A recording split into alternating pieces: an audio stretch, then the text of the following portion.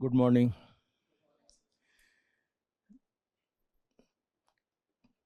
आज क्या शुरू करना है, क्या पढ़ना है? तो कुछ सोच के नहीं आया, कुछ मालूम नहीं कि क्या आज करना है, अभी क्या करना है?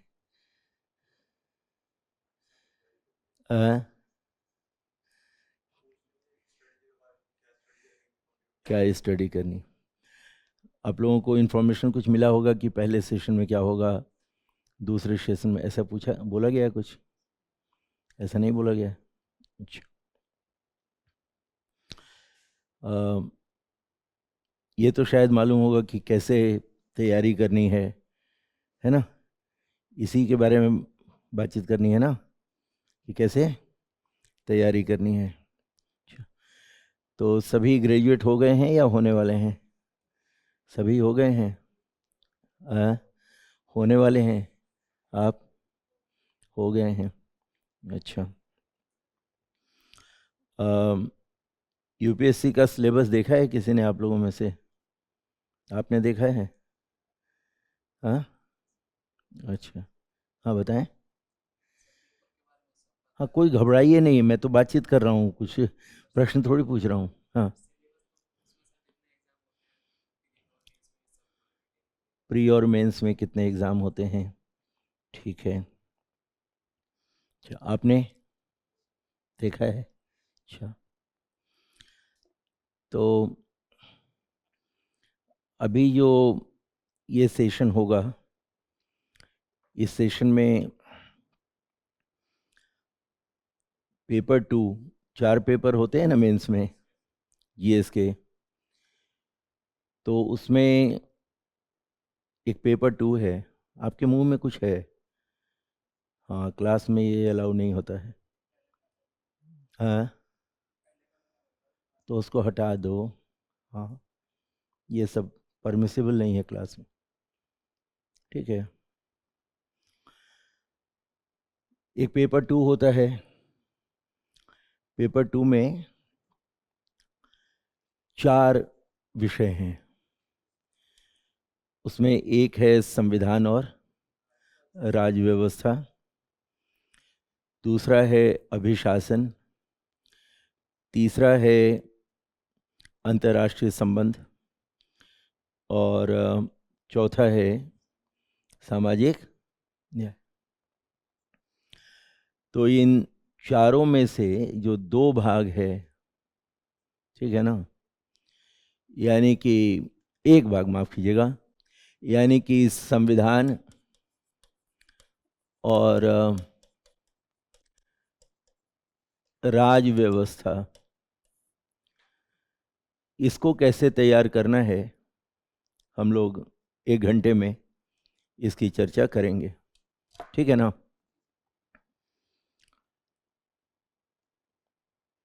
विषय का नाम तो सुना होगा इसको, मैं समझता हूँ। सामान्य तौर पर इसको क्या कहते हैं आप लोग? पॉलिटी। अब जब आप पॉलिटी कहते हैं तो उसका अर्थ भी मालूम होना चाहिए, पॉलिटी का मतलब क्या है ना? अंग्रेजी में पॉलिटी बोलते हैं हम लोग। उस पॉलिटी का मतलब होता है ये राज्य व्यवस्था, और उसमें संविधान छूट जाता है। अर्थात जब आप प्रारंभ भी करते हैं तो आपका प्रारंभ पूरी तरह से गलत हो जाता है। कहीं बैठ जाओ बेटा। आपका प्रारंभ जो है वह पूरी तरह से गलत हो जाता है। उसका कारण हम भी होते हैं, आप भी होते हैं, क्योंकि आप फैशन के तहत या बाजार के प्रभाव के कारण पॉलिटी बोलते हैं, और हम भी आपसे यही बुलवाते हैं, क्या पढ़ना है, पॉलिटी। ठीक है ना। और उसका जो अंतिम परिणाम होता है मैं पहले बता देता हूं कि अगर आप इस साल जो 2024 का रिजल्ट आया, इस साल का भी रिजल्ट देखेंगे, या 2013 से लेकर 24 तक का रिजल्ट देखेंगे, तो आपको पेपर 2 में और पेपर 4 में औसतन सबसे कम नंबर आया हुआ मिलेगा। ठीक है, 2013 से लेकर आज तक सबसे कम नंबर आया हुआ मिलेगा। उसका पहला कारण यही है कि हम पढ़ना ही गलत शुरू करते हैं। ठीक है, और पढ़ाना भी गलत ही शुरू करते हैं। सबको नहीं कह रहा हूं, लेकिन हमारे समाज से भी ऐसा होता है। क्योंकि जब पॉलिटी बोलते हैं तो हम इस बात को पूरी तरह से भूल जाते हैं कि ये भी पढ़ना है। ठीक है ना। यह समझना ही छोड़ देते हैं कि आखिर सिलेबस में संविधान एवं राज्य व्यवस्था क्यों लिखा है। ठीक है ना। हम केवल राज्य व्यवस्था पर ध्यान देते हैं, जिससे प्रारंभ ही गलत हो जाता है। अब जब ये दोनों चीजें लिखी हुई हैं, तो यह समझो कि इसका मतलब और महत्व क्या है। ठीक है ना। आप में से कोई साइंस का विद्यार्थी है, कम से कम 12 तक या 10 तक, 10th या 12 में? हाँ, अच्छा। कोई 12 का भी है इसमें, साइंस ग्रेजुएट? 12 तक। प्रैक्टिकल वगैरह किए हैं 12 में? किए थे? अच्छा। अब ये बताइएगा, जितना मालूम हो, कि प्रैक्टिकल थ्योरी पर निर्भर करता है या थ्योरी प्रैक्टिकल पर?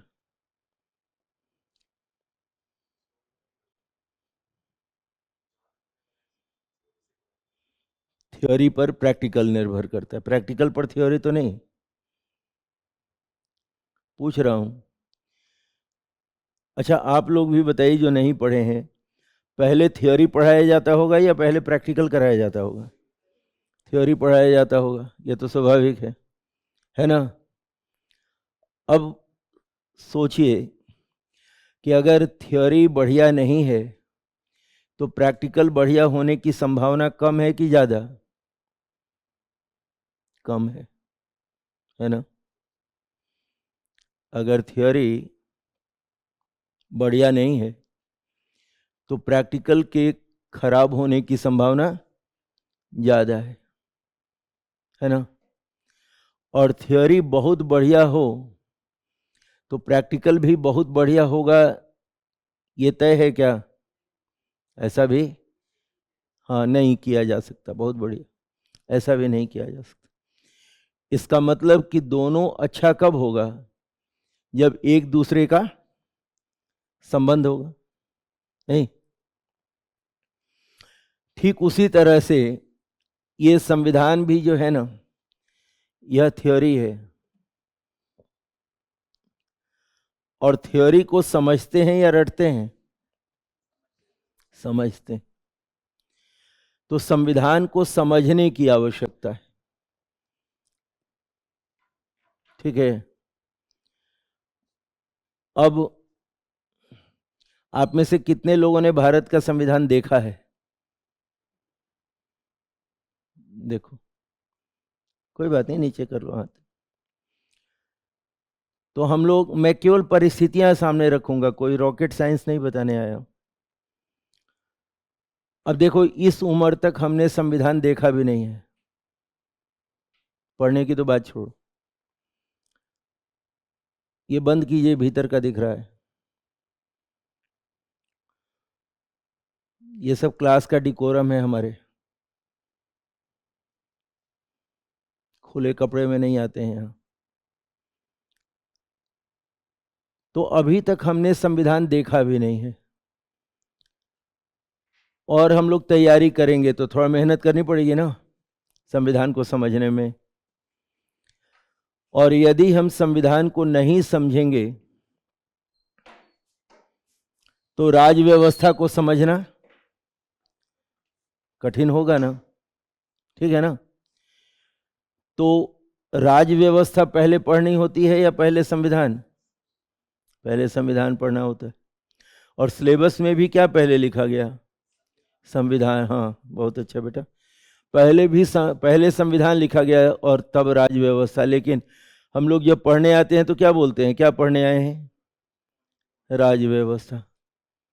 और सोचते हैं कि नंबर भी आ जाए, न भूतो न भविष्यति, आएगा ही नहीं, क्योंकि हमने इस पर ध्यान ही नहीं दिया, संविधान पर न दिया न दिलाया गया। अब अधिकांश बच्चे संविधान देखे तक नहीं है। जब पढ़ना शुरू करेंगे तो ज्यादा वक्त कहाँ लगेगा, जाहिर सी बात है, संविधान समझने में, ठीक है ना। अब उस संविधान को समझना सरल है या कठिन है, यह भी एक जानने की बात होगी। अभी एक सर्वोच्च न्यायालय का निर्णय आया है अनुसूचित जाति के बारे में, सुने हैं कोई आप लोग? आया है? क्या निर्णय है? बहुत बढ़िया, क्रीमी लेयर है ना। ये आया 2024 में। अब ये सोचो कि सर्वोच्च न्यायालय ने आरक्षण और अनुसूचित जाति पर पहले भी निर्णय दिया होगा या पहली बार दिया है? पहले भी दिया होगा, लेकिन अभी जाकर उसे समझ में आया कि इसमें भी क्रीमी लेयर होना चाहिए।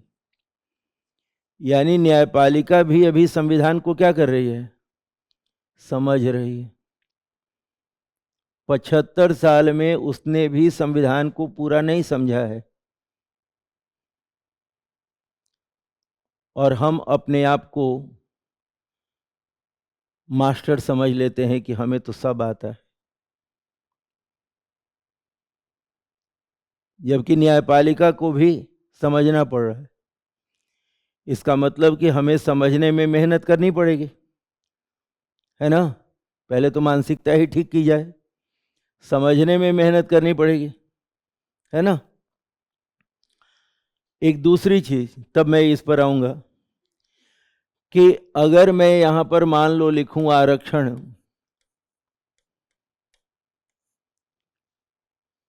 आरक्षण, ठीक है, किसको किसको मिलता है? ओबीसी को मिलता है, एसटी एससी को मिलता है, और ईडब्ल्यूएस को मिलता है। संविधान में ऐसा लिखा है? नहीं लिखा।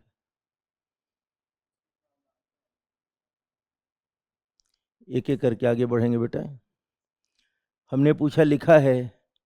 नहीं लिखा। तो कहां से आया? पहली बात। दूसरी बात, आरक्षण अधिकार है या नहीं? नहीं है। बहुत अच्छा। अब सोचो, बाजार में लोग क्या बोलते हैं, मेरा जन्म सिद्ध अधिकार, हम ले कर रहेंगे, कहां से?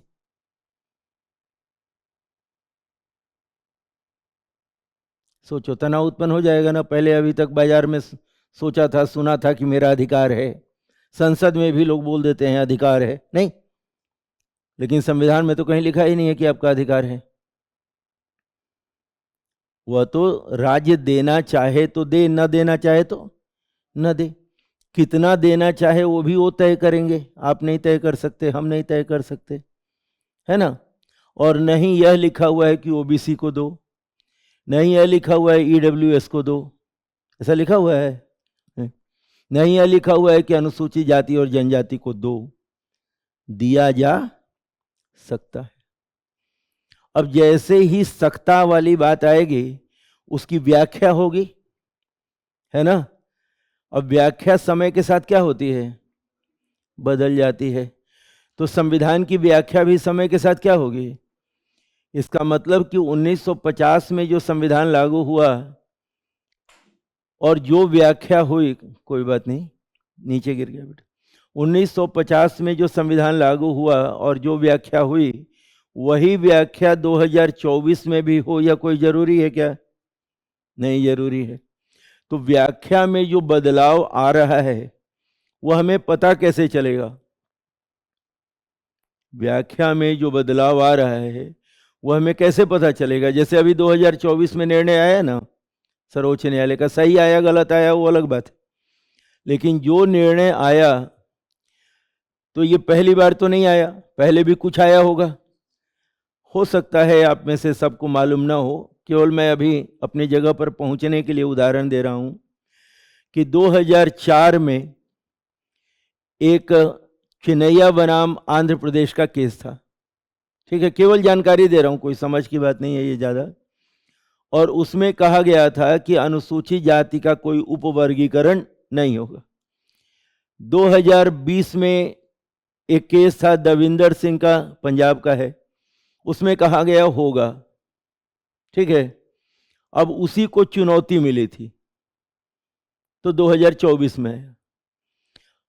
अब 2024 में जो निर्णय आया उस निर्णय को समझने के लिए हमें 2004 और 2020 को भी समझना पड़ेगा, है ना। इसका मतलब क्या हुआ कि संविधान को समझने के लिए हमें केसेस पढ़ने पड़ेंगे, केस समझना पड़ेगा, है ना।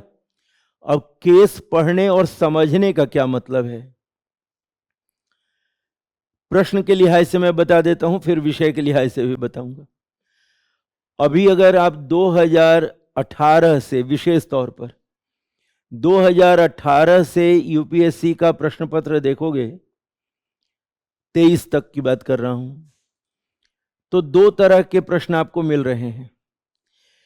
एक प्रश्न ऐसा मिल रहा है जिसमें सीधे तौर पर लिखा जा रहा है केस लॉ के आधार पर उत्तर दें। क्या लिखा जा रहा है, केस लॉ के आधार पर उत्तर दें। इसका मतलब क्या होगा कि आपके उत्तर में अब 250 शब्दों में लिखना है तो कम से कम उस विषय से संबंधित 5-6 केस आपको लिखने पड़ेंगे, कम से कम। अब कौन सा विषय पूछेगा ये हमें मालूम है नहीं, तो हर विषय का क्या जानना पड़ेगा, केस जानना पड़ेगा, है ना। दूसरा कि बिना यह पूछे कि आप केस बताएं, प्रश्न आते हैं, और उस प्रश्न में जब आप कोई बात लिखेंगे, जैसे मान लो मैंने बोला या आपने बोला कि आरक्षण कोई अधिकार नहीं है, तो हम और आप कौन होते हैं कहने वाले कि आरक्षण कोई अधिकार नहीं, हमारी कोई मान्यता है क्या, नहीं। लेकिन आप अगर लिखेंगे या कोई विद्यार्थी लिखेगा कि आरक्षण अधिकार नहीं है, ऐसा ही निर्णय सर्वोच्च न्यायालय ने अमुक केस में दिया, ठीक है ना, तो आपके विचार को किसका समर्थन मिल गया, सर्वोच्च न्यायालय का। तो आपके उत्तर में व्यक्तिवादी तत्व रहे या उद्देश्यवादी तत्व रहे, उद्देश्यवादी तत्व रहे, ठीक है। इससे आपका उत्तर न सिर्फ मानक होगा बल्कि अन्यों से पृथक भी होगा, ठीक है ना। अब आज आपने कहा, मैंने कहा कि आरक्षण कोई अधिकार नहीं है, ठीक है, आपकी जानकारी में नहीं होगा, मैं केवल उदाहरण दे रहा हूं कि सर्वोच्च न्यायालय ने 2020 में मुकेश कुमार के केस में कहा आरक्षण कोई अधिकार नहीं, ठीक। अगर मान लो 2025 में सर्वोच्च न्यायालय ने कह दिया कि नहीं आरक्षण अधिकार है, तो हमें अपनी बात क्या करनी पड़ेगी, बदलनी पड़ेगी। और जब हम लिखेंगे कि आरक्षण अधिकार है तो किस आधार पर लिखेंगे,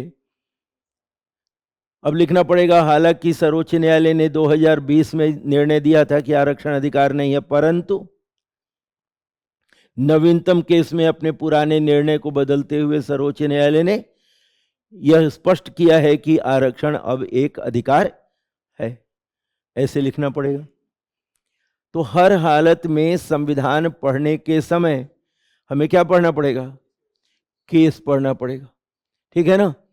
तो संविधान में जो चीजें हमारी होती हैं उसमें दो तरह की चीजें होती हैं।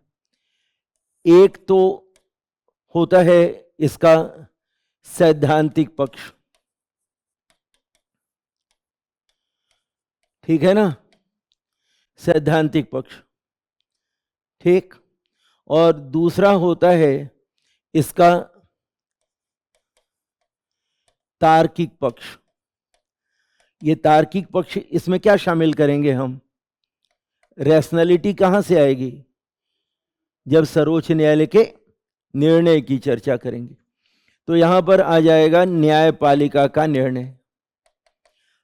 अब आप मन में आपके हो सकता है या जानना भी चाहिए कि हमने न्यायपालिका का निर्णय क्यों कहा, क्योंकि कभी कभी सर्वोच्च न्यायालय का भी आता है और कभी कभी उच्च न्यायालय का भी आता है, ठीक है ना। तो अगर किसी मामले में उच्च न्यायालय का निर्णय हाल में आया है तो उसको भी रेफर करना पड़ता है, किसी मामले में सर्वोच्च न्यायालय का निर्णय आया है तो उसको भी रेफर करना पड़ता है। और यह किसको प्रकाशित करेगा?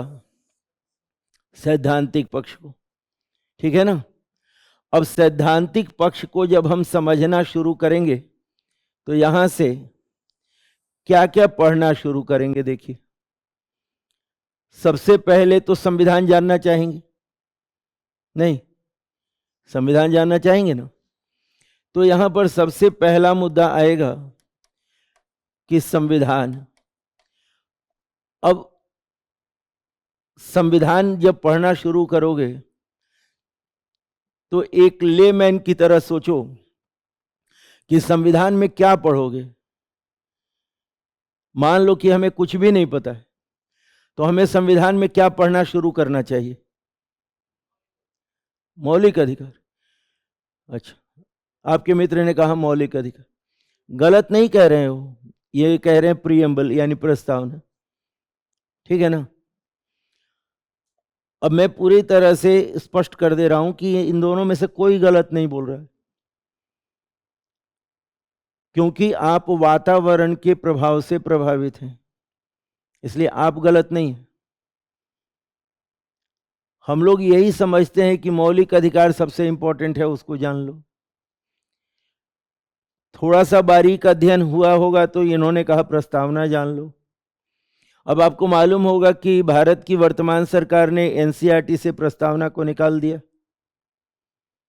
मालूम है ये? सोचिए, अब इसका भी भविष्य में विश्लेषण होगा। अब आपके मित्र ने कहा प्रस्तावना। आप में से कितने लोगों को मालूम होगा कि संविधान क्या है? देखो पढ़ना कैसे गलत होता है। हमें मालूम ही नहीं कि संविधान क्या है, हमें मालूम ही नहीं कि संविधान क्यों है, हमें मालूम ही नहीं कि संविधान लिखित होना चाहिए कि अलिखित होना चाहिए, हमें मालूम ही नहीं कि भारत का संविधान कैसा है, नहीं। और हम पढ़ना शुरू कर दिए प्रस्तावना, तो पता कैसे चलेगा कि प्रस्तावना क्यों लिखी गई, है ना। तो क्या शुरुआत करनी पड़ती है? संविधान क्या है, संविधान क्यों है, और संविधान कैसा है। और तब यूपीएससी 2023 में सवाल पूछता है कि भारतीय संविधान एक जीवंत संविधान है, आप इसकी चर्चा कर। अब कैसे लिखोगे जब पढ़े ही नहीं हो कि संविधान क्या है, क्यों है, कैसा है? समझ गए ना। तो हर चीज बुनियाद से शुरू करनी पड़ती।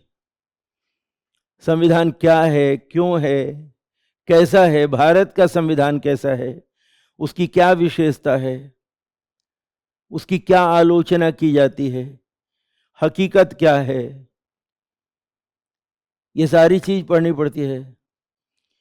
और जब ये जान लेते हो उसके बाद दूसरे नंबर पर आता है क्या चीज? प्रस्तावना। ठीक है। अब जब प्रस्तावना पढ़ते हो तो संविधान में प्रस्तावना लिखी गई होगी, है ना? फिर अब पढ़ना शुरू करते हो, प्रस्तावना क्यों है, प्रस्तावना कैसा है, प्रस्तावना में क्या क्या बातें दी गई हैं। ठीक है ना? यूपीएससी ने सवाल पूछ लिया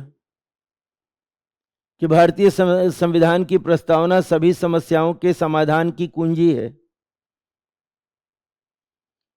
देश की सभी समस्याओं के समाधान की कुंजी। तो समझेंगे तभी ना लिखेंगे, है ना? अब यह भी जानना पड़ता है कि प्रस्तावना संविधान का हिस्सा है या नहीं है। तो सर्वोच्च न्यायालय का निर्णय आएगा ना यहाँ पे कि सर्वोच्च न्यायालय ने क्या कहा, ठीक है ना, और कब कब क्या कहा, है ना, और अंतिम निर्णय क्या है। अंतिम यानी जो भी लेटेस्ट हो, अंतिम निर्णय क्या है। ठीक है ना? और उसके बाद यह जानना पड़ता है कि प्रस्तावना का वर्तमान में महत्व क्या है। आज अगर मान लो कि आज हम लोग 11 तारीख को पढ़ रहे हैं और आपके क्लास में प्रस्तावना पढ़ाया जा रहा हो, तो यह अनिवार्य होगा जानना कि प्रस्तावना का वर्तमान संदर्भ में क्या महत्व। और यहीं पर पता चलेगा कि प्रस्तावना को संविधान से निकालने का औचित्य क्या है, क्यों निकाला, उसका मकसद क्या है। ठीक है? और यूपीएससी इसका क्या सवाल पूछी? यूपीएससी ने सवाल पूछा, मैं थोड़ा सरल कर दे रहा हूं उसकी भाषा को, कि प्रस्तावना में जो समाजवाद, धर्मनिरपेक्षता, लोकतांत्रिक गणराज्य जैसे शब्द लिखे हुए हैं, हाल के वर्षों में उनकी रक्षा करने में कठिनाई उत्पन्न हो रही है। अब हाल के वर्ष का मतलब नेहरू का वर्ष या मोदी जी का वर्ष? ये जानबूझ के बोल रहा हूं। यहां से उत्तर हमें मिलता है कि इस विषय को पढ़ने में हमें किसी राजनीतिक दल का एजेंट नहीं बनना है। विद्यार्थी के रूप में जब आप पढ़ेंगे तो न जाति, न धर्म, न संप्रदाय, न लिंग, और न ही किसी दल या सरकार का एजेंट, उसकी हिंदी थोड़ी गंदी होती है, वो बन के नहीं काम चलेगा।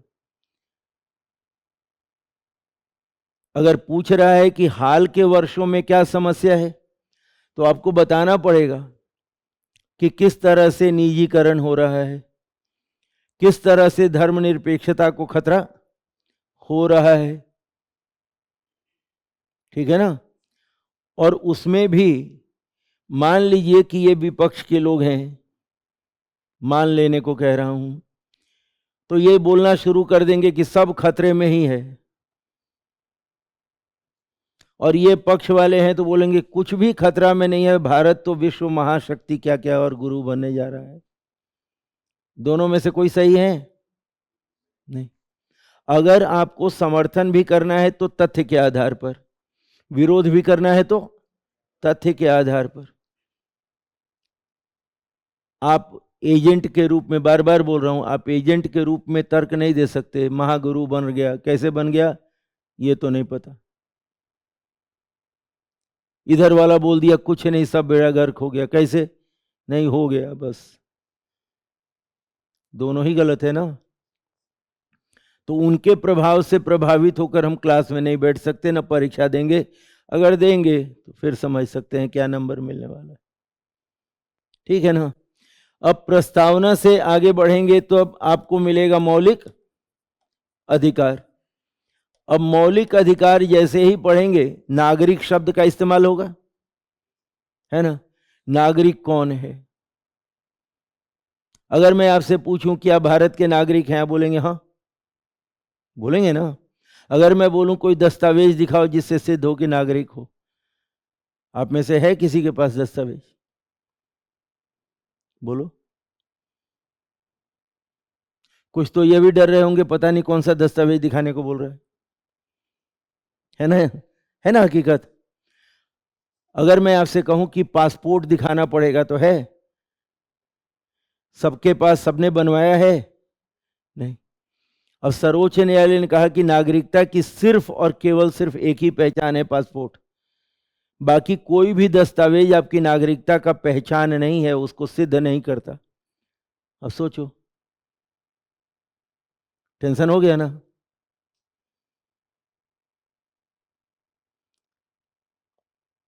और हम भाषण देते चलते हैं सीए रोड पर खड़ा होकर के कि सीए से देश बर्बाद हो जाएगा, सीए से देश बन जाएगा। दोनों लोग भाषण देते हैं ना, मालूम ही नहीं नागरिक क्या है। और सीए क्या है तो चर्चा करनी पड़ेगी ना पहले कि नागरिक मालूम हो, है ना? उसके बाद मौलिक अधिकार मालूम होना चाहिए। नहीं, अब मौलिक अधिकार कहां से शुरू होता है? अनुच्छेद 12 से लेकर 35 तक। 12 से। अब 12 में राज्य की परिभाषा, मैं केवल इशारा कर रहा हूं कहां कहां क्या क्या है। राज्य की परिभाषा है। राज्य का मतलब क्या होता है? बिहार? नहीं। तो भारत देश? नहीं, न भारत देश न बिहार। क्योंकि अनुच्छेद 12 में एक परिभाषा दी गई है, हमें उसी परिभाषा को पढ़ना पड़ेगा। उसमें कहा गया संसद, कार्यपालिका, उसमें कहा गया स्थानीय निकाय यानी पंचायत, नगरपालिका, इनको राज्य कहते हैं। समझ गए? अब राज्य की परिभाषा नहीं जानेंगे तो मौलिक अधिकार कौन देगा और कौन लेगा, ये कैसे पता चलेगा? है ना? और जितने मौलिक अधिकार दिए गए हैं, आपने पहले ही बताया कि जितने मौलिक अधिकार आपको मिलते हैं सब कुछ संविधान में लिखा हो ऐसा नहीं है। जैसे गोपनीयता का अधिकार मिला है ना आपको, लेकिन संविधान में कहीं लिखा हुआ नहीं। आरक्षण आपको मिलता है लेकिन संविधान में कहीं लिखा हुआ नहीं है कि आपको मिलेगा ही। महिलाओं को आरक्षण मिल रहा है ना, लेकिन कहीं लिखा हुआ तो नहीं है कि मिलेगा ही, है ना? तो यह कहां से पता चला? न्यायपालिका के निर्णयों से, है ना? अब यूपीएससी पूछ देती है कि पटाखा जलाने का अधिकार आपको है कि नहीं। ये यूपीएससी मेंस का क्वेश्चन है कि पटाखा जलाने का अधिकार है कि नहीं। तो वहां पढ़ना पड़ेगा ना कि पटाखा जलाने का अधिकार है कि नहीं है, धार्मिक अधिकार है कि नहीं है, विचार व्यक्त करने का अधिकार है कि नहीं है। शादी हो गई आप लोगों की? शादी? अरे शादी समझते हो ना भाई, हुई है, होगी भविष्य में। डाउट में हो क्या? नहीं तो भविष्य में शादी होगी तो देखते होंगे लोग पटाखा वगैरह जलाते हैं, घोषित करते हैं कि हमारी हो रही है। अब है ना? और न्यायपालिका कह रही है पटाखा जलाना बैन है। दिवाली में सुना होगा आप लोगों ने, बैन किया गया है दिल्ली जैसी जगहों पर। तो न्यायपालिका जब परिभाषा देगी संविधान की व्याख्या करके, तो हमें उस परिभाषा के तहत अपने मौलिक अधिकारों की भी व्याख्या करनी पड़ेगी। ठीक है ना? उसी में यूपीएससी ने पूछा कि घृणास्पद वक्तव्य देना संविधान का उल्लंघन है। घृणास्पद वक्तव्य देना, हेट स्पीच जिसको हम कहते हैं। अब हेट स्पीच क्या है यह भी जानना पड़ेगा। ठीक है ना? तो पहले हम लोग जानते थे आईपीसी, सीआरपीसी, अब जानना पड़ेगा भारतीय न्याय संहिता, भारतीय नागरिक सुरक्षा संहिता, भारतीय साक्ष्य अधिनियम। उनकी धाराएं आपको पढ़नी पड़ेगी। और पूरा सिलेबस खत्म होगा तो कम से कम 20-25 धाराएं आपको याद होनी चाहिए उसकी। कम से कम बोल रहा हूं, 20-25 धाराएं उनकी याद होनी चाहिए। और उनमें दिए गए शब्दों की स्पष्ट व्याख्या मालूम होनी चाहिए। जैसे राजद्रोह और देशद्रोह में क्या अंतर होता है, सुने हैं ना ये सब विवाद आजकल। तो राजद्रोह और देशद्रोह में क्या मतलब होता है, गोपनीयता की क्या परिभाषा है, समझ गए? जैसे मान लो कि रात के 2 बजे मैं पार्लियामेंट के पास खड़ा हूं और कोई आके पुलिस वाला मुझे पकड़ ले और मैं बोलूं कि मेरी गोपनीयता का हनन हो रहा है, तो सही है या गलत? गलत है, ठीक है ना? तो गोपनीयता का यह मतलब नहीं है कि 2 बजे रात को राष्ट्रपति भवन के पास खड़ा हो के और कुछ कुछ कर रहे हो है ना? तो गोपनीयता की परिभाषा होगी ना अलग अलग जगहों पे अलग अलग तरीके से। तो उस लिहाज से हमें पूरा का पूरा क्या पढ़ना पड़ेगा? मौलिक अधिकार, ठीक है?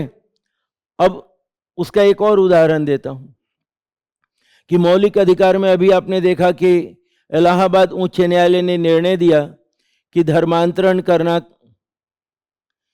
गैर कानूनी तरीके से अपराध है, सुना होगा ना? लेकिन धर्मांतरण करना अपराध है कि नहीं? नहीं, है ना?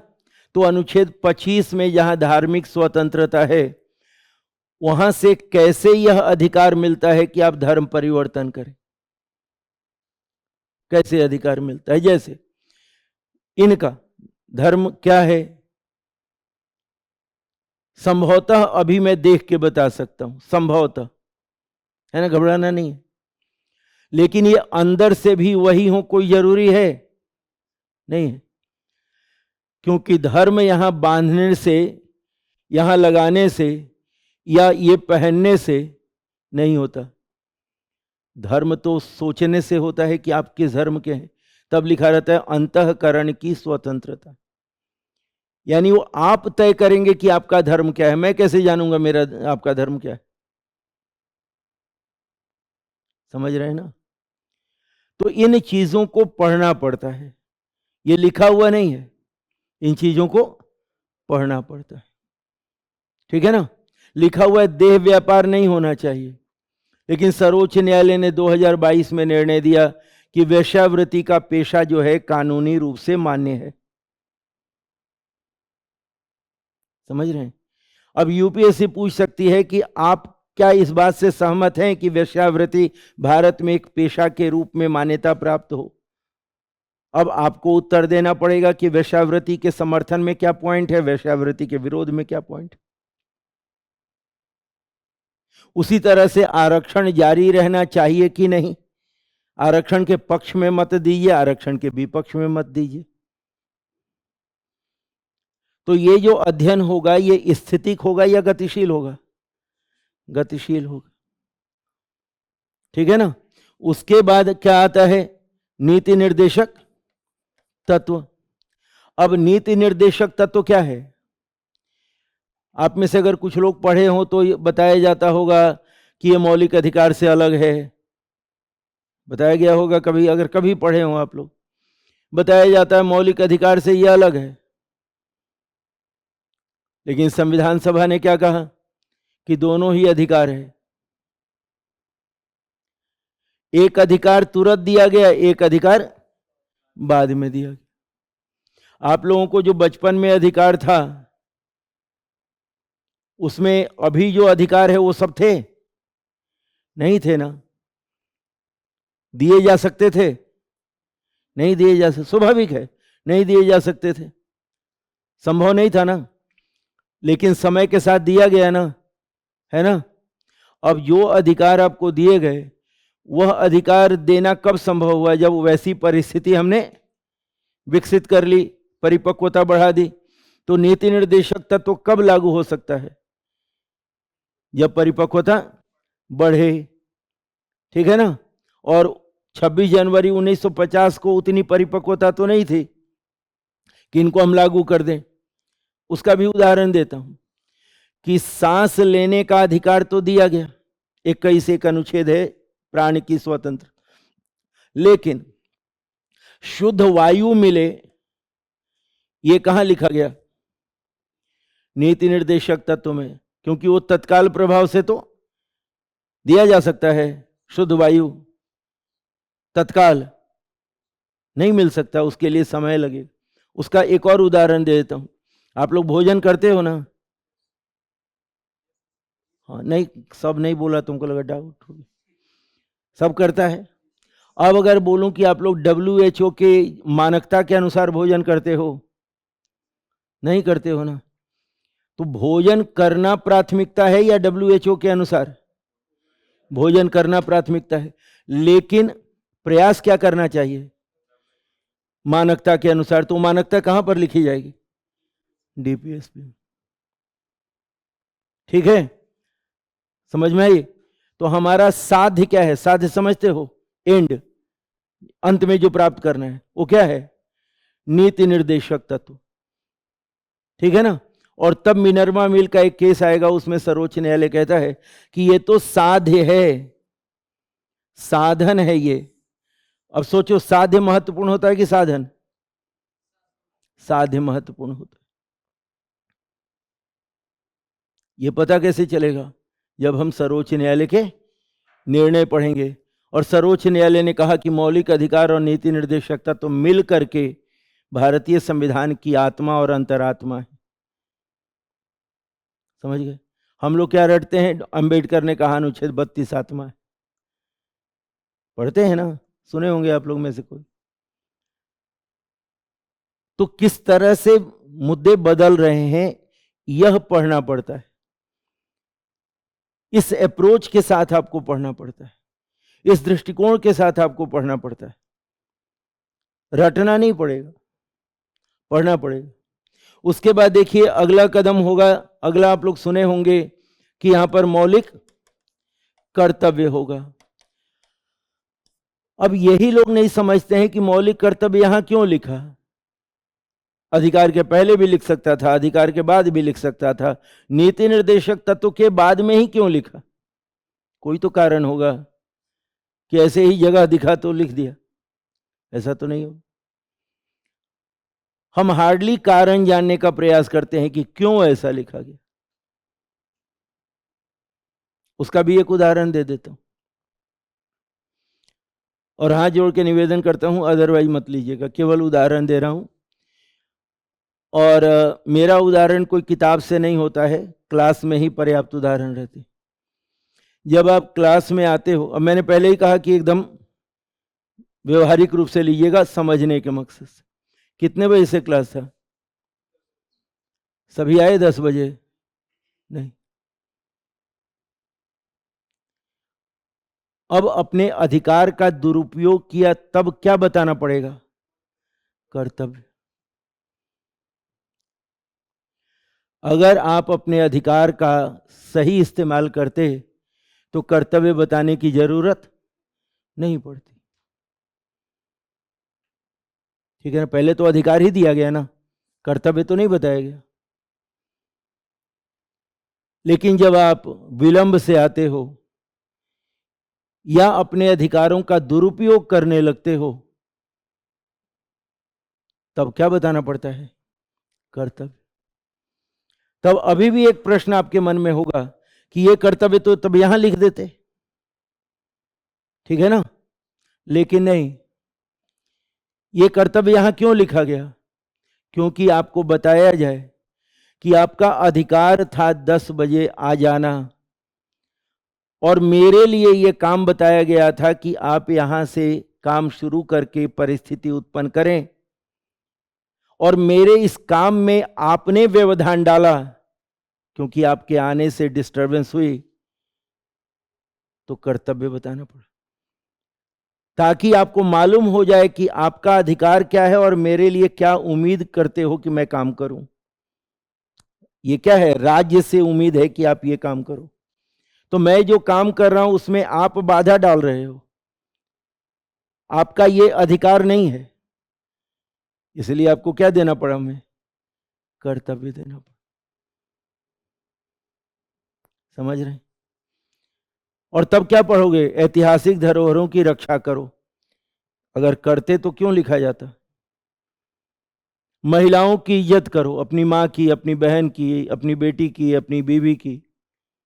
अगर किए होते तो क्यों लिखना पड़ता? समझ में बता रही? इसलिए यहां लिखा गया। हम ये सब नहीं पढ़ते हैं, रट लेते हैं और समझते हैं यूपीएससी में नंबर भी आ जाएगा। वो नहीं होगा, न भूतकाल में हुआ है न भविष्य में होगा। उसके बाद यहां पर हम पढ़ते हैं संशोधन और मौलिक ढांचा, नाम सुने होंगे। संशोधन, अब हमने क्या कहा, देखो यहां पर संविधान जीवंत है, तो जीवंत कब रहेगा, जब हम उसमें समय के साथ संशोधन करते जाएंगे, है ना।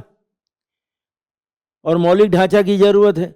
जैसे एक उदाहरण आपको हल्का सा दे रहा हूं कि अगर आप मान लो कि दुर्भाग्य से किसी के शरीर का ऑपरेशन हो रहा है, ठीक है ना, तो ऑपरेशन करने का क्या मतलब होगा, पूरा ढांचा बदल दे, इंसान भीतर गया है जानवर बन के आए, नहीं। संविधान में यानी शरीर में संशोधन करो, न कि ढांचा बदल दो। देखो, आपको संशोधन का अधिकार है, संविधान बदलने का नहीं, ढांचा बदलने का नहीं, ठीक है ना। और इन सारी चीजों का एक निष्कर्ष अलग टॉपिक होता है जो आपके सिलेबस में लिखा हुआ भी नहीं है, और वह है संवैधानिक नैतिकता और संविधानवाद। ये जितना भी यहां तक आपने पढ़ा उसका ये निष्कर्ष है। और इस टॉपिक का एक उदाहरण, एक मतलब आपको बता दे रहा हूं कि ये टॉपिक 3 बार पेपर 4 में और 1 बार पेपर 2 में पूछा जा चुका है। एक ही टॉपिक 2023 में पेपर 4 में आया है। इससे यह बता रहा हूं कि पेपर 2 और पेपर 4 इंटरलिंक्ड है, अंतर विषयी है। अगर पेपर 2 में ठीक नहीं हो तो पेपर 4 में शर्तिया ठीक नहीं रहोगे, और पेपर 2 में ठीक हो तो पेपर 4 में भी ठीक होने की संभावना अन्यों से ज्यादा है। समझ गए।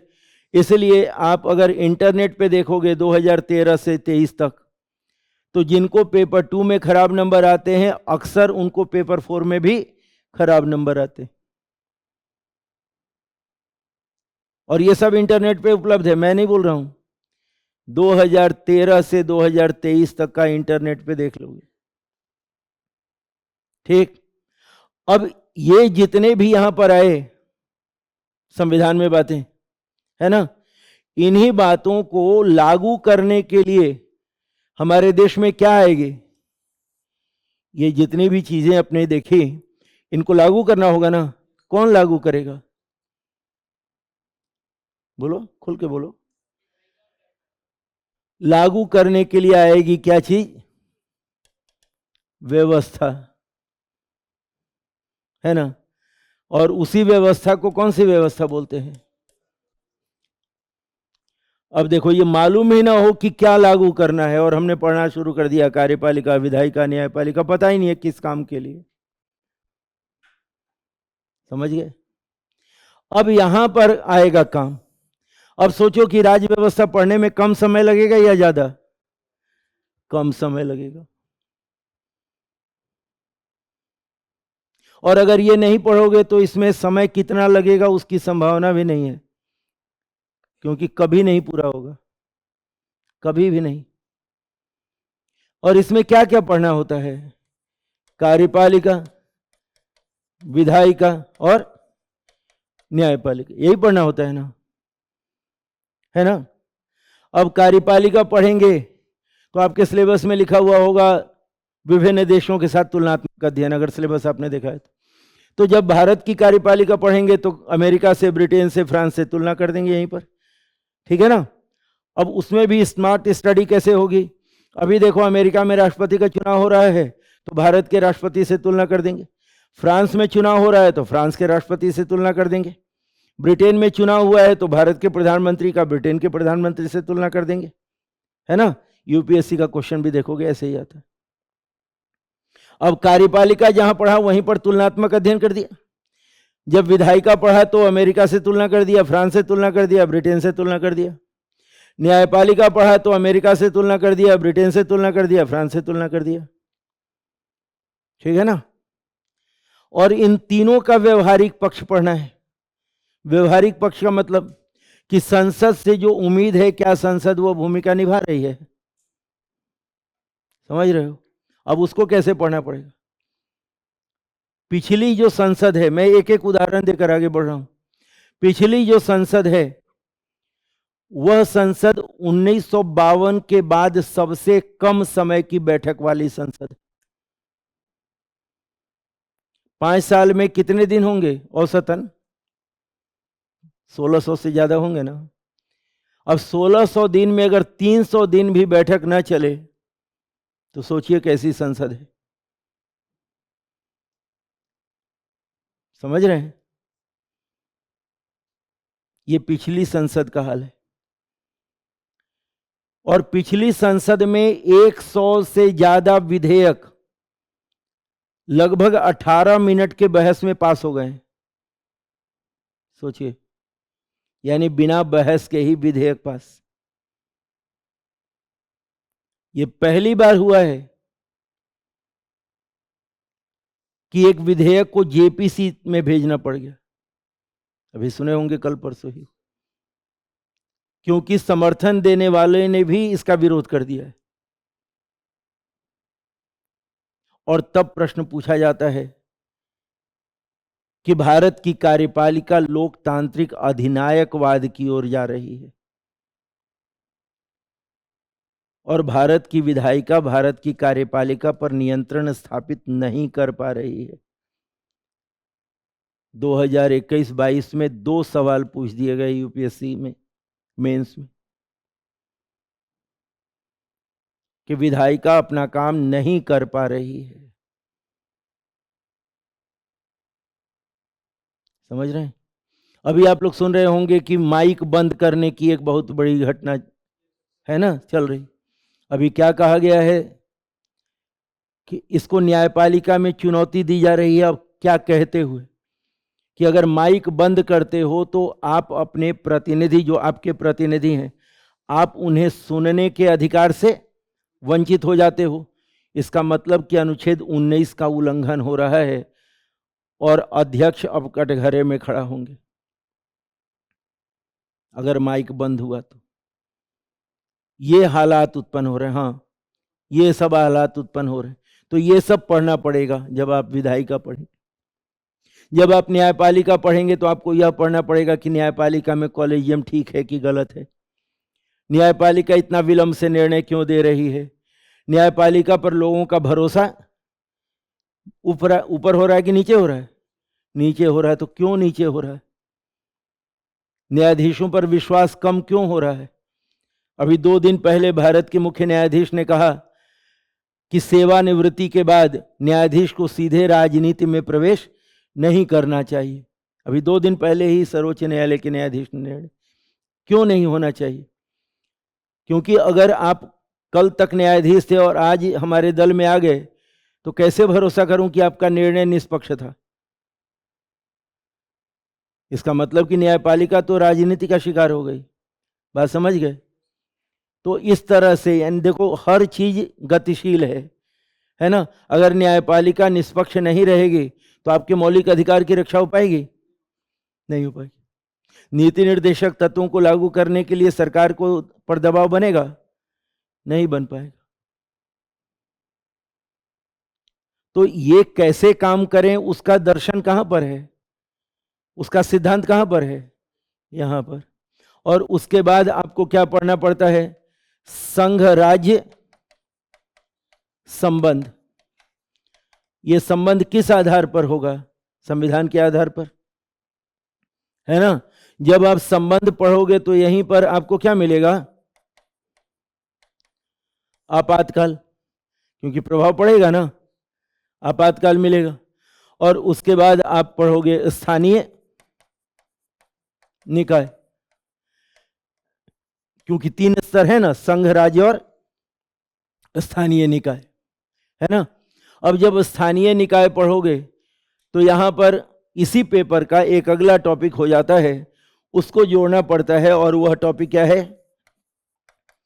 अभिशासन। क्योंकि स्थानीय निकाय में क्या होता है? विकेंद्रीकरण होगा, केंद्रीकरण, विकेंद्रीकरण। और अभिशासन में क्या होता है? विकेंद्रीकरण। दोनों को जोड़ना पड़ता है। तो देखो, अभी बोला था अंतर विषयी, 2 पेपर का इंटरलिंक। अब क्या बोल रहा हूं? अंतरा विषयी। एक ही पेपर में 2 सब्जेक्ट का इंटरलिंकेज होगा, ठीक है ना, अलग अलग नहीं होगा। और ये स्वाभाविक भी है। अगर आप खाना खाते हो तो मिलाकर खाते हो या अलग अलग खा के फिर मिलाते हो? मिलाकर खाते हो, ठीक है ना। तो पढ़ना भी पड़ेगा अंतर विषय, ठीक है। उसके बाद आपके लिए आता है संस्थाएं। क्या आता है? संस्थाएं। अब इन संस्थाओं में पढ़ने के लिए सरल होता है बांट देना। सबसे पहले कौन सी संस्था पढ़ते हैं? संवैधानिक संस्थाएं, सीएजी, निर्वाचन आयोग, है ना।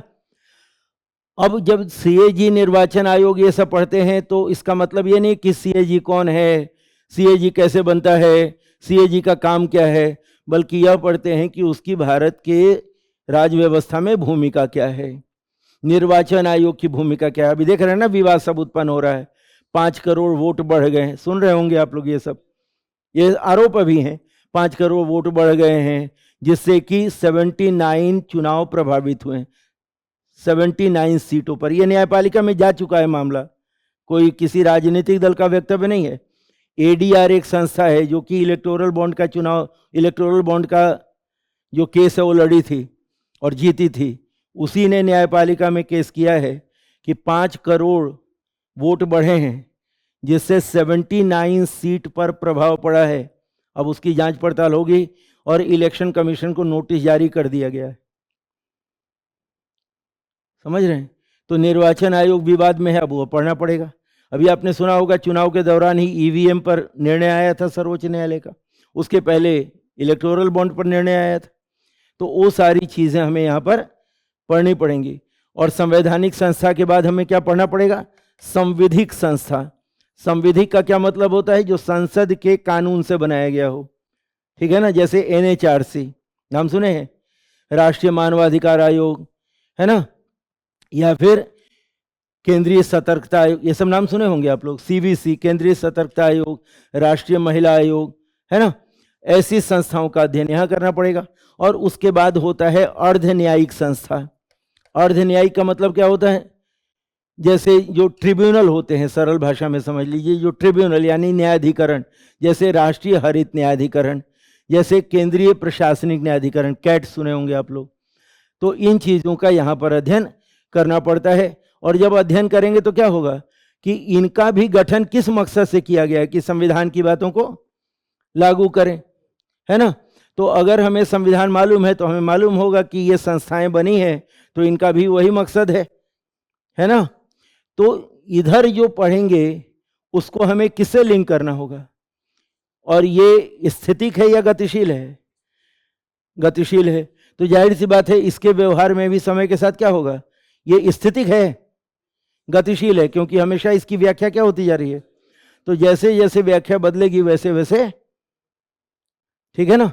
तो हर चीज का लेटेस्ट एग्जाम्पल लेकर के हमें पढ़ना होगा, इंटरलिंक करना होगा, ठीक है ना। एक विषय के भीतर का इंटरलिंक, 2 विषयों का इंटरलिंक, 2 पेपर का इंटरलिंक। इस तरह से जब हम पढ़ेंगे तब जाकर हमारा कंप्लीट होता है संविधान और राज व्यवस्था, ठीक है ना। केवल ये मौलिक अधिकार, नीति निर्देशक तत्व, राष्ट्रपति, प्रधानमंत्री रटने से नहीं होता। अब सोचो ये टेक्निकल सब्जेक्ट है या नॉन टेक्निकल? टेक्निकल है कि नहीं?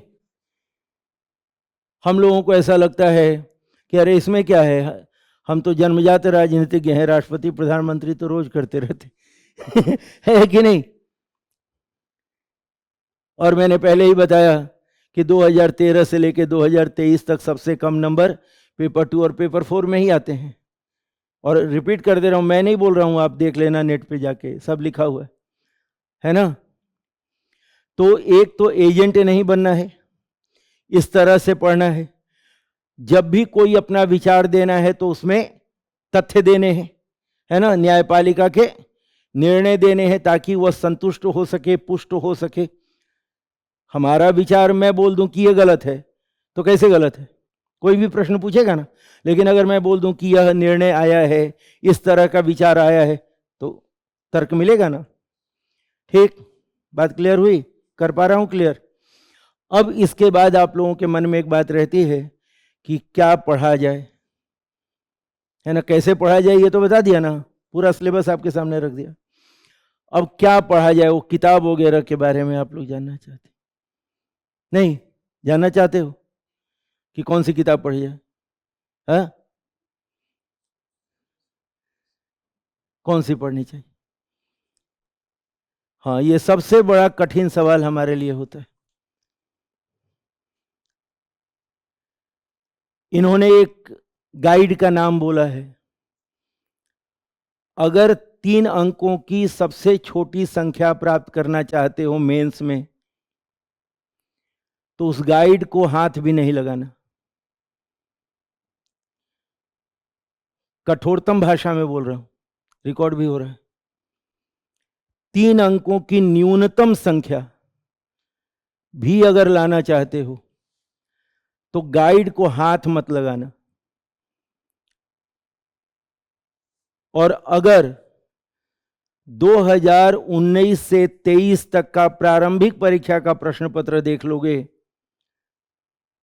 तो गाइड पढ़ के कम से कम इस भाग का उत्तर, अगर औसतन 20 प्रश्न पूछा जा रहा है, जो पूछा जा रहा है, तो आप शायद ही 3 या 4 प्रश्नों का उत्तर दे पाओ। सही बोल रहा हूं ना? जिन्होंने देखा होगा उनको यह मालूम होगा। अब मन में एक कौतूहल होता है कि अरे ये अभी यही मना कर दिया पढ़ने। तो मैं बता दूं कि एक आईएएस अधिकारी हैं, और रिकॉर्डेड जा रहा है, एक आईएएस अधिकारी है राजस्थान में, बड़ा उनका नाम रहता है, दिन भर चर्चा में रहते हैं या रहती हैं। उनका नहीं, नाम मत बोलो, नहीं तो हम भी बोल सकते थे। उनका राजनीति विज्ञान विषय हुआ करता था और उनको पेपर 2 में नंबर आया था 84। उसी की देन है जो गाइड है। आपको भी नहीं आएगा, मैं कह दे रहा हूं, नहीं आएगा अगर आप वो पढ़ोगे। और अब तो प्रारंभिक परीक्षा वाले भी जो फेल कर जा रहे हैं दुर्भाग्य से, वो बता रहे हैं कि अब इसको छोड़ दो, जान छोड़ो इसकी, क्योंकि उसमें केवल तथ्य है, वो कॉपी पेस्ट होता है गाइड, उसमें अवधारणा नहीं होती। और जिन लोगों ने भी प्री दिया होगा उनको मालूम होगा कि अब कैसे क्वेश्चन आ रहे हैं। है कोई इसमें से देने वाले या क्वेश्चन देखने वाले? आप हैं, आपने देखा है, तो जो बोल रहा हूं सही है ना? हाँ हाँ, 2 क्वेश्चन हमको बता दो। हम तो सीधा सीधा पूछते हैं, ठीक है ना? हम भावनाओं में नहीं बह के काम करते हैं, हमारे पास तो आंकड़े रहते हैं, समझ रहे हो? हमें वो अवधारणा चाहिए जो वहां पर लिखा हुआ है। हेड टेल करके तो उत्तर 4-5 सही हो ही जाएगा। आम के गुच्छों पर अगर पत्थर मारोगे तो एक आध निकल ही जाता है। हमें तो अवधारणा चाहिए ना, ठीक है ना? तो जो तथ्य हैं वो मिल जाएंगे या मिल सकते हैं, ठीक है। लेकिन अगर अवधारणा से जो आजकल पूछे जा रहे हैं तो उससे उत्तर लिखना मुश्किल है। और मैं किसकी बात कर रहा हूं?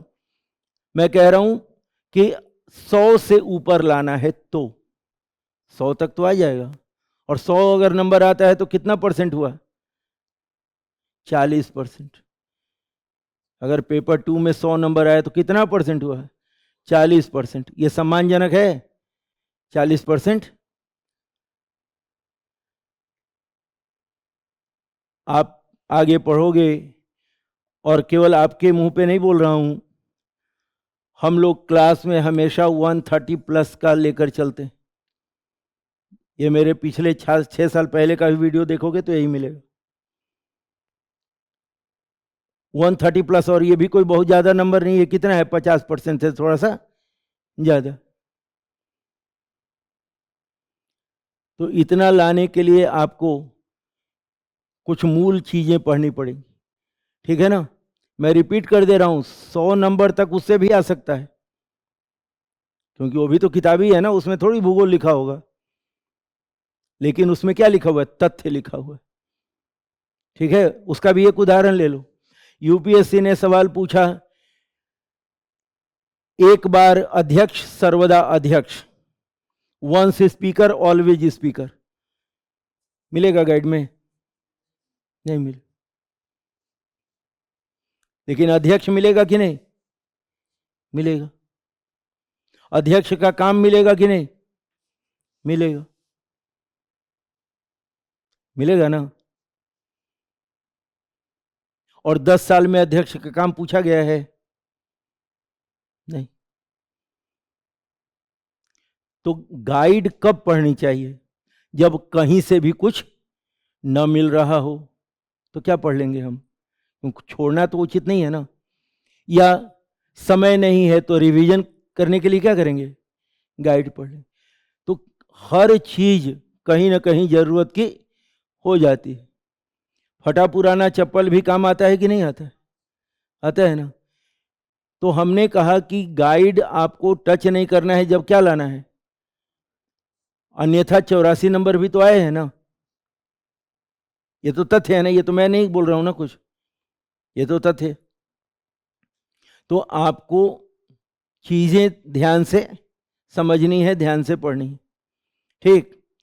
और उसके लिए मैं जो अपना सुझाव देता हूं, एक तो क्लास में करीब 450-500 पेज का डिक्टेशन होता है, जिसमें उपलब्ध जितनी भी किताबें बाजार में होती हैं, टेक्स्ट बुक बोल रहा हूं, उन सारी चीजों को हम शामिल करते हैं, एनसीईआरटी इंक्लूडेड, ठीक है ना। जैसे संविधान क्या है, तो हम लोग पढ़ना ही शुरू करते हैं कि संविधान एक शब्द है, कॉन्स्टिट्यूशियो वहां से निकला है। अब इसके नीचे एनसीईआरटी में लिखा होगा? नहीं, ठीक है ना। और दूसरा, हम लोग बोलते हैं कि जो इंस्टीट्यूट का मटेरियल है उसको पढ़ो।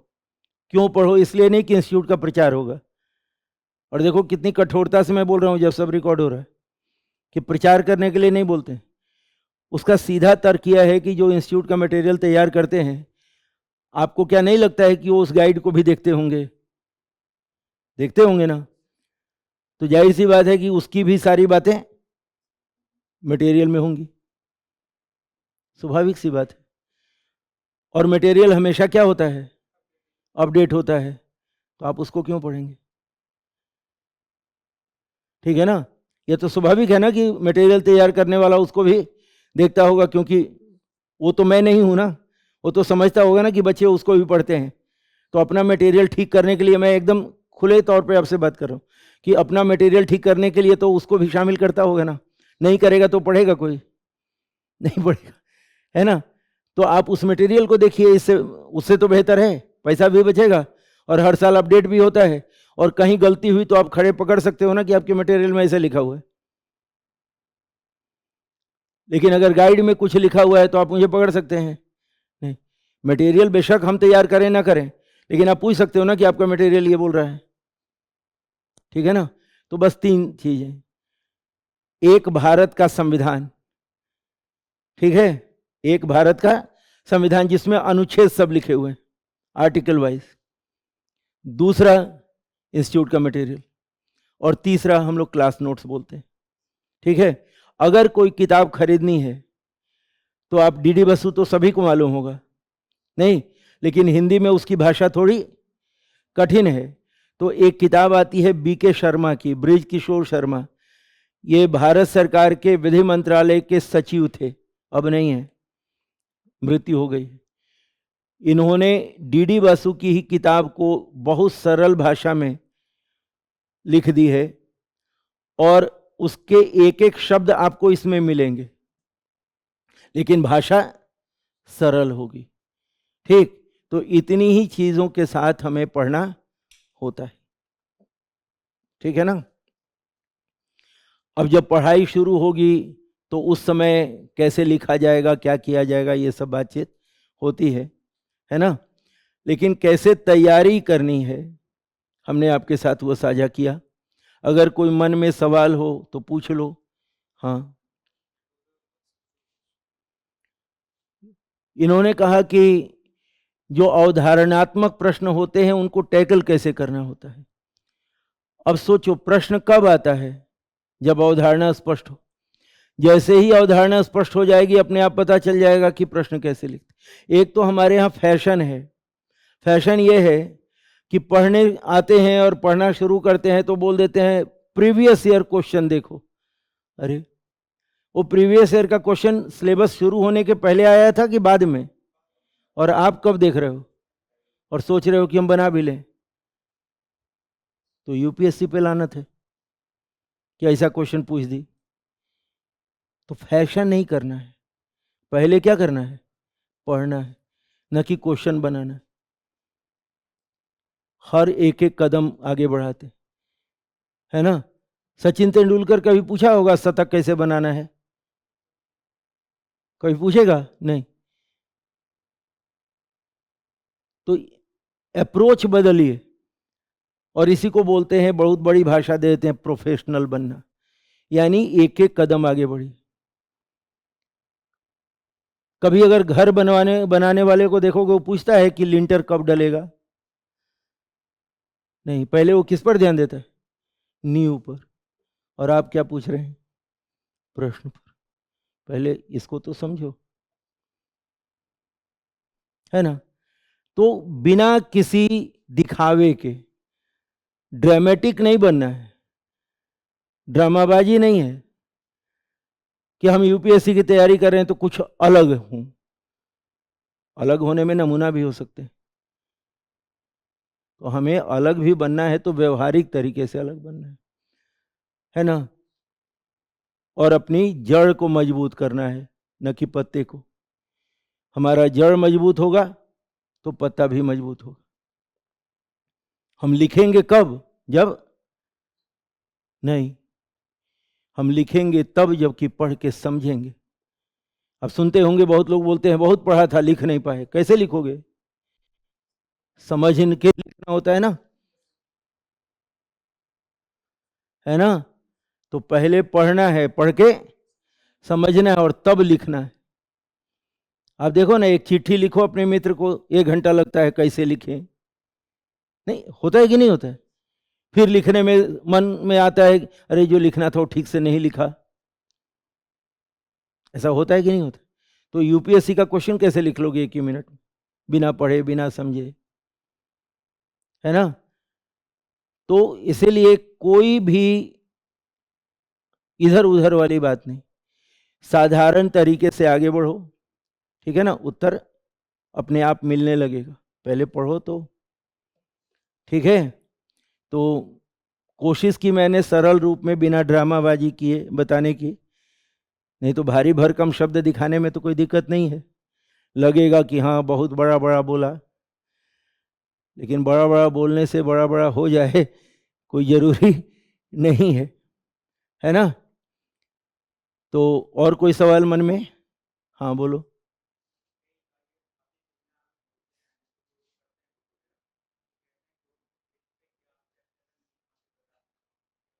देखो, यहाँ पर भी थोड़ी कड़वी बात बोलूंगा। जो पास किए हैं वो कभी आप ही की तरह बैठे होंगे, तो आप उन पर क्यों नहीं ध्यान देते हो जो पास करवाने में कुछ हेल्प किए? मार्केटिंग मत करो, समझ रहे हो? और किसी के पद चिन्ह पे चलोगे ना तो वहीं तक चलोगे जहां तक वो चला है, समझ रहे हो? अपना पद चिन्ह बनाओ। उसको मालूम था कि हम पास हो जाएंगे? नहीं, है ना? है कि नहीं हकीकत? अगर इनको 84 नंबर आया तो आपको भी आएगा 84 ही, आपको 184 भी आ सकता है। लेकिन आप लोग इस तरह से प्रभावित होते हो, आप उससे ज्यादा योग्य हो सकते हो कि नहीं? हो सकते हो ना? सचिन तेंदुलकर बोला होगा हमको ब्रेडमैन बनना है, विराट कोहली बोला था हमको सचिन तेंदुलकर बनना है। हाँ, सीखने में बुराई नहीं है, कोई सुन बोलता हो तो सुनने में बुराई नहीं है। लेकिन आपकी योग्यता मैं समझता हूं। अगर आप पूछोगे कितना महीना पढ़ना चाहिए, बताओ, सबकी दिमागी हालत एक ही है क्या? मैं बोल दूं 6 महीना पढ़ना चाहिए, वो तो मेरी दिमागी हालत है ना। आप 3 महीना भी पढ़ सकते हो कि नहीं? पढ़ सकते हो ना? और हो सकता है किसी को 1 साल भी कम लगे। इसीलिए मैंने कहा कि यह सब दिखावे का भाषण हो जाता है, और उससे लगता है कि हम बहुत बड़ी बड़ी बात कर रहा है। लेकिन वो कुछ बड़ा नहीं है, इसी के चलते तनाव उत्पन्न हो जाता है। हम लोग भी उसी दौर से गुजरते हैं। बहुत सारे आईएएस जो बन गए तथाकथित, वो आपको इंटरव्यू देने लगते हैं, बोलने लगते हैं हम तो 3 महीना पढ़े थे। तो आप भी पढ़ के देखो ना, अगली बार फेल हो जाओगे। बोलते हैं ना, सुने होंगे आप लोग भी, हम 3 महीना पढ़े थे। तो ठीक है, तब तो आप अगला एक बार एग्जाम देके देखो ना कि अगली बार पीटी पास करते हो कि नहीं। सुने होंगे आप लोग कि आईपीएस लोग पीटी फेल कर जाते हैं।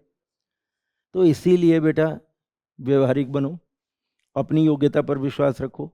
हर व्यक्ति में क्षमता होती है, अपनी क्षमता के अनुसार आगे बढ़ो, है ना। दूसरे की क्षमता के अनुसार आगे बढ़ने से कामयाबी नहीं मिलेगी। ठीक है, तो इजाज़त दो, धन्यवाद। दूसरे लोग आके शोषण करेंगे। ठीक है, तो इजाज़त, निकलूं? हाँ, धन्यवाद।